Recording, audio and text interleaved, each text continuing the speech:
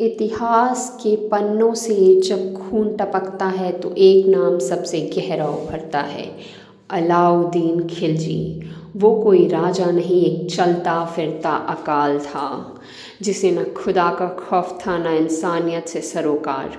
उसकी रगों में खून नहीं, सत्ता का जहर दौड़ता था। आज कहानी उस सुल्तान की जिसके साये से भी मौत की बू आती थी। खिलजी का तख्त कोई लकड़ी का ढांचा नहीं बल्कि लाशों का ढेर था। उसने अपने सगे चाचा जलालुद्दीन को उस वक्त मौत के घाट उतारा जब वो उसे गले लगा रहा था। सोचिए, जिस शख्स ने उसे पाल पोस कर बड़ा किया, उसे सुल्तान बनाया, खिलजी ने उसी का गला काट दिया और कटे हुए गले को भाले की नोक पर टांग कर दिल्ली की गलियों में नुमाइश की। उसकी क्रूरता का आलम यह था कि अगर बाजार में कोई दुकानदार 1 ग्राम मांस भी कम तोलता तो खिलजी के जल्लाद उस दुकानदार के जिंदा बदन से उतना ही मांस खंजर से कुरेद कर निकाल लेते थे। उसकी सल्तनत में इंसाफ तराजू से नहीं, कसाई की चाकू से होता था।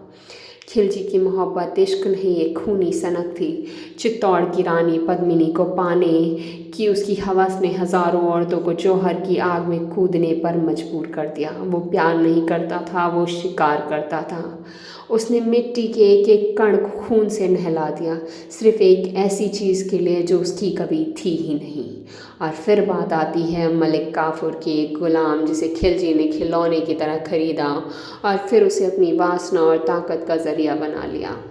खिलजी की रूह इतनी काली थी कि उसने अपनी हवस और सत्ता के लिए अपने बेटों की आंखें तक निकलवाने में देर नहीं की। उसके महल के गलियारों में आज भी उन मजलूमों की चीखें सुनाई देती हैं जिन्हें उसने तड़पा तड़पा कर मारा था। जिस सुल्तान ने पूरी दुनिया को घुटनों पर लाने की कसम खाई थी, उसका अंत एक सड़ती हुई लाश के रूप में हुआ।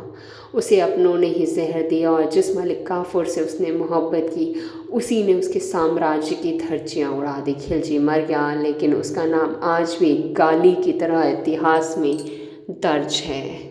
धन्यवाद।